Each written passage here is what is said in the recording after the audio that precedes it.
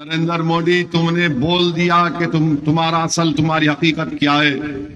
तुमने बता दिया सीमांचल की जनता को कि तुम यहां पर CAA NPR NRC के नाम पर सीमांचल की जनता को भारत की शहरियत से महरूम करना चाहते हो। तो जब आप 26 तारीख को वोट डालने जाएंगे, ये सोच कर जाइए कि हम भारत के नागरिक हैं, हम घुसपैठी नहीं है। जो हमको घुसपैठी कहेगा, हम उस पार्टी का साथ हरगिज नहीं देंगे। चौथी बात आप याद रखिए कि सीमांचल और किशनगंज की जनता को एक फाल और हरकियाती मेंबर ऑफ पार्लियामेंट की जरूरत है। आपके सामने JDU के मास्टर है, मगर ये नाम इसका मास्टर जरूर है, मगर इसका असली मास्टर RSS और नरेंद्र मोदी है। याद रखिए, ये नाम का मुजाहिद है, ये नाम का मुजाहिद है, इसका मास्टर मोदी है।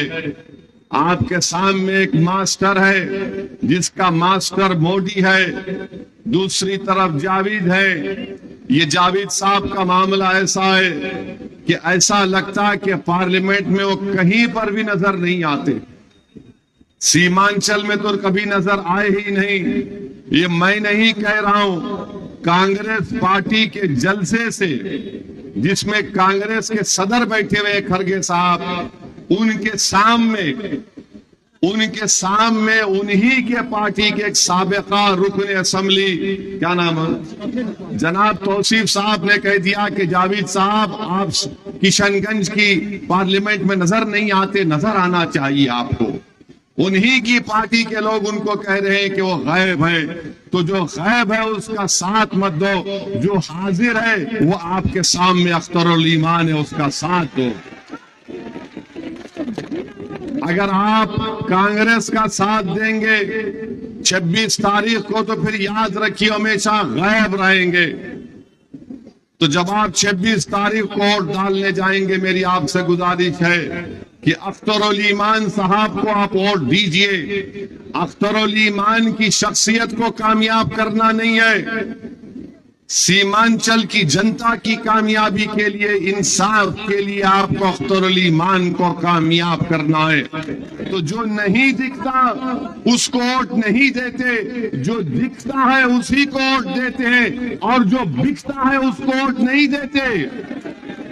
एक तरफ बिक चुका है, एक दिखता नहीं है, एक ना बिकता है और दिखता है, उसका नाम अख्तरुल ईमान है। तो इसीलिए हम आपसे अपील करने आए हैं कि 26 तारीख के दिन आपको एक तारीख बनाना है। लोग समझ रहे कि MIM पार्टी को हम रोक लेंगे, आप नहीं रोक पाएंगे MIM पार्टी को। आप बताइए, अब आप बताइए कि मोदी भारत के प्रधानमंत्री हैं, सीमांचल की जनता को गाली देकर चले गए। ये घुसपैठी बहुत ज्यादा आ रहे। अरे मोदी जी, क्या बॉर्डर सिक्योरिटी फोर्स अख्तरुल ईमान के इशारे पर काम करती है? क्या SSP अख्तरुल ईमान के इशारे पर काम करती है? आप सिर्फ इस इलाके को बदनाम कर रहे हैं, इसलिए कि यहाँ पर अल्पसंख्यक समाज के मुसलमान ज्यादा रहते हैं। अरे मोदी, तुम कह देते कि यहाँ पर सीमांचल भारत का सबसे गरीब इलाका है, यहाँ पर हजारों लाखों एकड़ जमीन कटती है, यहाँ पर नदी का पानी आ जाता है, मगर मोदी को फिक्र सिर्फ घुसपैठियों से है। और मोदी की नजर में घुसपैठी कौन है? अख्तरुल ईमान है। मोदी की नजर में घुसपैठी अख्तरुल ईमान है। तो इसीलिए मेरे अजीज दोस्तों, मेरी सरदार माँ और बहनों, 26 अप्रैल को जब आप निकल कर अपना वोट डालेंगे, तो मेरी इन 5-6 बातों पर आप जरा इस पर गौर करिए, अपने दिलो दिमाग पर जोर डालिए। आपको एक ऐसा MP चाहिए जो फिरका परस्त ताकतों से लड़े, जो मौका परस्त ताकतों से लड़े, जो आपके दरमियान में रहे। आज आप देखते हैं कि आज यहाँ पर इस विधानसभा में अभी हमने सब डिवीजन की मुतालबा किया। नीतीश कुमार क्या कर रहे हैं बताइए आप?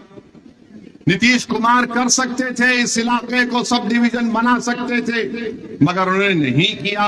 मास्टर कर सकते थे मगर नहीं किया। क्यों नहीं कर रहे? क्योंकि उनको जनता यहाँ पर जमीन पर बसने वाले लोगों से नफरत करते हैं। तो मेरी आप कदमन गुजारिश है कि आप याद रखिए, जब तक आपकी आवाज नहीं पैदा होगी कोई आपकी तकालीफ का जिक्र करने वाला नहीं होगा। अभी आपने सुना कि 1 लाख से ज्यादा मुसलमानों को बिहार में नौकरी से महरूम कर दिया गया। अरे कब तक आप इन तमाम पार्टीज का साथ देंगे जो आपका वोट तो हासिल कर लेते मगर आपको नौकरी नहीं देते, आपको इंसाफ नहीं देते।